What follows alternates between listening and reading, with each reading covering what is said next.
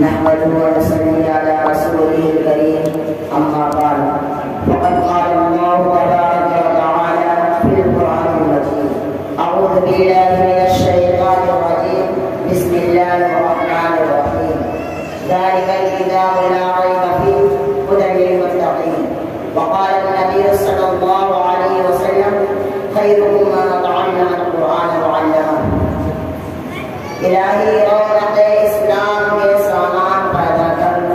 الہی رونق اسلام کے سامان پیدا کر دلوں میں مومنوں کے الفت قرآن پیدا کر صدر محترم اسٹیج پر والا افروز بزرگان دین اور خاتم جلسہ آج کی اس محفل میں اور آج کے اس مبارک اجلاس میں میرا مجھے سخن دنیا کا سب سے پاکیزہ اور مقدس کتاب قرآن پاک ہے ہمیں چڑھتے سورج کی طرح یقین ہے کہ اس کا ایک ایک حرف سچا اور صادق ہے وہ قرآن پاک جس کی زبان مقدس بیان مقدس اور جو فصاحت و بلاغت کا کھانے والا سمندر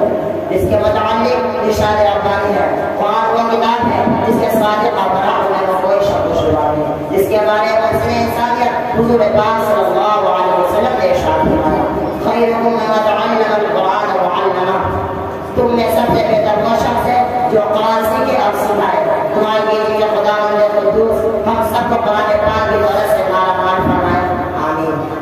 نوجوان دوستو قرآن پاک رب جلال کی طرف سے عطا کرتا وہ حسین تحفہ ہے کہ جس نے 23 برس کی قلیل مدت میں پورے عالم میں انقلاب برپا کر دیا کہ بڑے سے بڑے فصاح علماء ادبا اور شعراء حیران و شدت رہے جن کی آیتوں کو سن کر پتھر دل موم ہو گئے دوستو یہی وہ قرآن ہے جو رہتی دنیا تک کے انسانوں کے لیے صافہ اور ہدایت و رحمت ہے یہی وہ قرآن ہے جس نے رسول کی رسالت کو اعزاز بخشا یہی وہ قرآن ہے جس کی بدولت محبوب حقیقی و رضا نصیب ہوتی ہے یہی وہ قرآن ہے جو سچائی اور ایمانداری کا رزق دیتا ہے یہی وہ قرآن ہے جس کی بدولت حضرت عمر فاروق رضی اللہ عنہ کو ایمان نصیب ہوا یہی وہ قرآن ہے جس کی نظیر پیش کرنے سے ساری دنیا عاجز و قاصر رہی یہی وہ قرآن ہے جس کا مثل پیش کرنے سے عرب کے فصیح و بلیغ زبان دانی کا دعویٰ کرنے والے کو بھوکے پیٹ لیے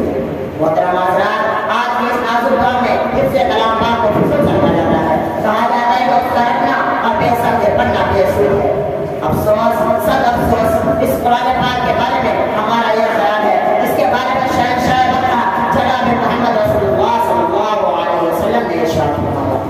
اقرأ وارتقي ورتل كما كنت ترتل في الدنيا فإن منازلك لدى آخر آية تقرأها قیامت کے دن حافظ کا قرآن سے کہا جائے گا قرآن پڑھتا جا اور جنت کے درجوں پر چڑھتا جا اور ٹہر ٹہر کے بعد جیسا کہ دنیا میں ٹہر ٹہر کے بعد کرتا تھا بس تیرا مقام اور ٹھکانا وہی ہے جہاں آخری آیت پہنچے